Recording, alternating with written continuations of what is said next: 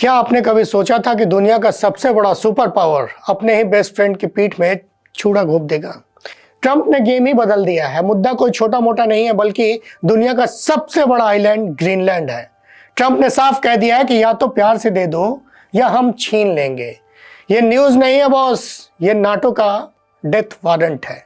आज पूरा यूरोप पगलाया हुआ है। उनके डिफेंस चीफ एंड्रियस ने साफ कह दिया है कि अगर अमेरिका ने एक भी कदम आगे बढ़ाया तो नाटो का वजूद खत्म हो जाएगा, यानी कि नाटो मिट जाएगा। आज की कहानी इसी प्रॉक्सी वार और गद्दारी की है, जो तैयार हो जाइए इसके लिए।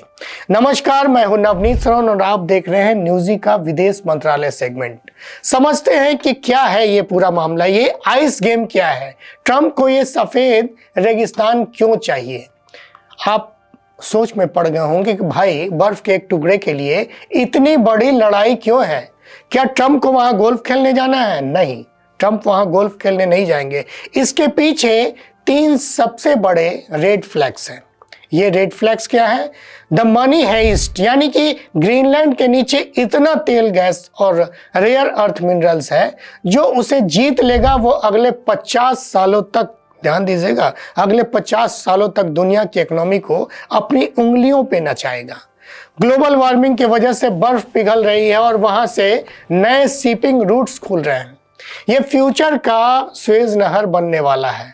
ट्रंप का कहना है कि अगर हम नहीं घुसे तो पुतिन और जिनपिंग वहां अपना झंडा गाड़ देंगे। ट्रंप ने इसे बिजनेस डील समझ रहे हैं, लेकिन डेनमार्क इसे इवेजन यानी कि आक्रमण कह रहा है। अब बात करते हैं उस गठबंधन की जिसे आप नाटो कहते हैं। यह चार्टर कहता है एक पर हमला सब पर हमला, लेकिन ये तब तक जब तक विलेन बाहर का हो। सोचिए, अगर अमेरिका जो नाटो का बाप है, खुद ही डेनमार्क, यानी कि डेनमार्क जो नाटो का बच्चा है, पर हमला कर दे तो क्या होगा? क्या ब्रिटेन और फ्रांस अमेरिका पर बम गिराएंगे? जेनजी के कोड में बोले तो घंटा। नाटो का संविधान आर्टिकल 5 यहां फेल हो जाता है। यह दुनिया का सबसे बड़ा लूपहोल है जिसे ट्रंप ने पकड़ लिया है।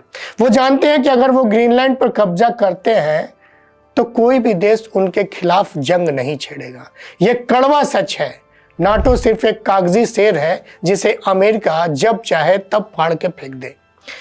इस पूरी लड़ाई में चीन दूर होकर एक तरीके से पॉपकॉर्न खा रहा है। बीजिंग ने इसे अमेरिकी गुंडागर्दी कहा है। क्यों? क्योंकि चीन खुद ग्रीनलैंड में एयरपोर्ट बनाना चाहता था, जिसे अमेरिका ने अपनी धौंस दिखाकर रुकवा दिया। ट्रंप ने उनका रास्ता तक काट दिया।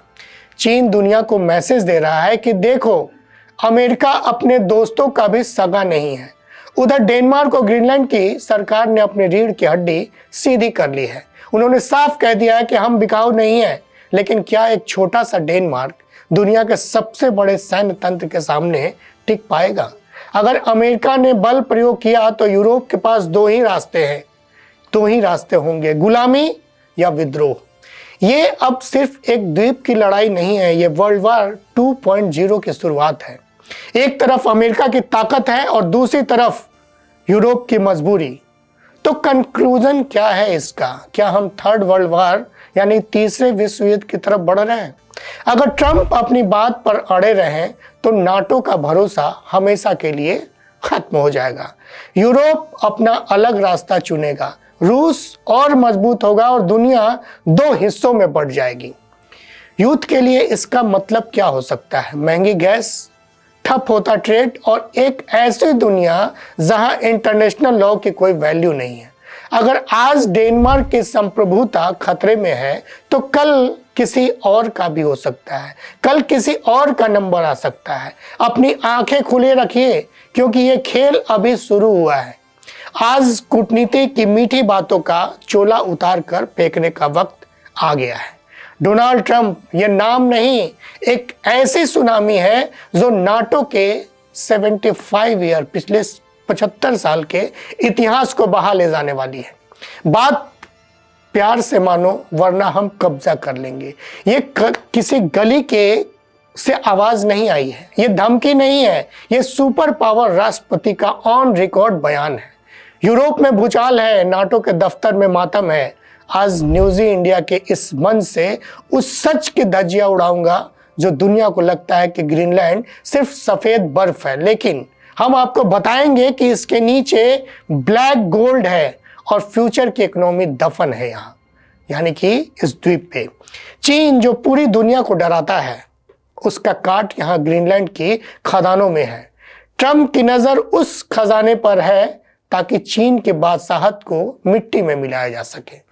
बर्फ पिघल रही है और यहां से वो रास्ता खुल रहा है जो दुनिया के ट्रेड का नया भगवान बनेगा। ट्रंप को डर है कि अगर अमेरिका पीछे हटा तो पुतिन की सबमरीन यहां डेरा डाल देगी। ट्रंप ग्रीनलैंड को सुरक्षा नहीं, अपना प्राइवेट वेपन बनाना चाहते हैं। लोग कहते हैं नाटो तो बहुत मजबूत है। मैं कहता हूं नाटो दुनिया का सबसे बड़ा कागजी महल है। उसका आर्टिकल 5 कहता है एक पर हमला सब पर हमला, लेकिन न्यूज़ इंडिया कहता है, न्यूज़ इंडिया सवाल करता है कि जब हमलावर ही घर का मालिक हो तो पुतिन किसे फोन करेंगे? तो कौन फोन करेगा? अगर ट्रंप की फौज डेनमार्क की संप्रभुता को कुचलते हुए ग्रीनलैंड में घुसती है तो क्या नाटो के बाकी 31 देश अमेरिका पर मिसाइल दागेंगे? शायद नहीं, संभवतः नहीं, कभी नहीं, क्योंकि नाटो की चाबी, उसका पैसा और उसकी कमान सब वाशिंगटन के पास है। ट्रंप ने इस कमजोरी को पकड़ लिया है। वो जानते हैं कि नाटो एक ऐसी छतरी है जो सिर्फ तभी तक खुलती है जब अमेरिका को बारिश से बचाना हो। यह अंतर्राष्ट्रीय कानूनों का जनाजा है। इस आग में हाथ सेकने के लिए बीजिंग से जिनपिंग भी तैयार बैठे। चीन ने बयान दिया है, स्पष्ट तौर पे उन्होंने बयान दिया है कि अमेरिका आदमखोर हो गया है, लेकिन ये वही चीन है जो खुद ग्रीनलैंड को कर्ज के जाल में फंसाना चाहता था। अखबारी रिपोर्ट साफ कहती है कि डेनमार्क और ग्रीनलैंड की जनता गुस्से में है। उनका कहना है कि हम बिकाऊ नहीं है, लेकिन कड़वा सच ये भी है कि जब सुपर पावर अपनी औकात पर आता है तो छोटे देशों की आवाजें नक्शे से मिट जाती हैं। यहां बड़ी मछली छोटी मछली को खा जाती है वाला सिद्धांत लागू होता है, लेकिन इससे क्या यूरोप अपना स्वाभिमान बचा पाएगा या फिर नाटो का वजूद सिर्फ अमेरिका की गुलामी बनकर रह जाएगा? तो लब्बो लुबाब यह है कि ग्रीनलैंड, ये लड़ाई सिर्फ जमीन के टुकड़े की नहीं है। ये लड़ाई इस बात की है कि क्या दुनिया अब भी कायदे कानून से चलेगी या फिर ताकत ही इकलौता कानून होगा। जेनजी और यूथ के लिए यह वेकअप कॉल है। अगर आज डेनमार्क की संप्रभुता का कत्ल होता है तो कल किसी का भी नंबर आएगा।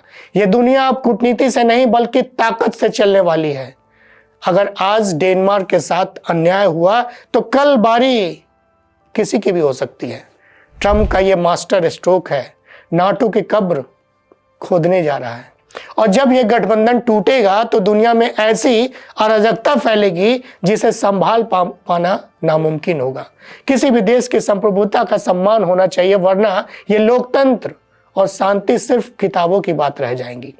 सोचिए और तय कीजिए कि आप किस तरफ हैं। तो कंक्लूजन पे आते हैं। कंक्लूजन क्या है इसका?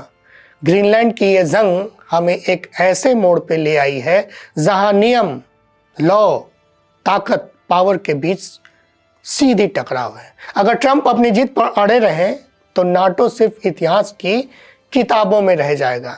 यहां फिर एक सवाल आता है जहन में कि क्या भविष्य में अंतर्राष्ट्रीय कानून वाकई ताकतवर देशों को रोक पाएंगी?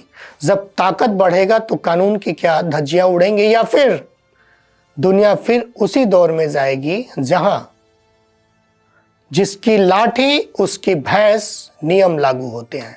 यानी फिर से वही सवाल कि अगर गठबंधन के अंदर विश्वास टूटता है तो उसका असर दूर तक जाता है। कोई भी गठबंधन हो, इसका असर सिर्फ राजनीतिक या इसका असर सिर्फ राजधानियों तक सीमित नहीं है।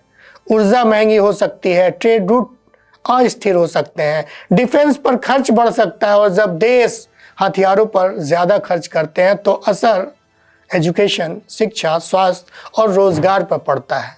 तो निष्कर्ष साफ है, ग्रीनलैंड का मुद्दा आज एक टेस्ट केस है। टेस्ट इस बात का कि क्या गठबंधन बराबरी पर टिके हैं या ताकत पर टिके हैं। यह तय करेगा कि आने वाली दुनिया कानून से चलेगी या दबाव में रहेगी। मैं हूं नवनीत शरण और यही सवाल आपके सामने छोड़कर विदा लेता हूं। अगर आज नियम कमजोर पड़े तो कल हमें किस नियम पर भरोसा रहेगा। जय हिंद।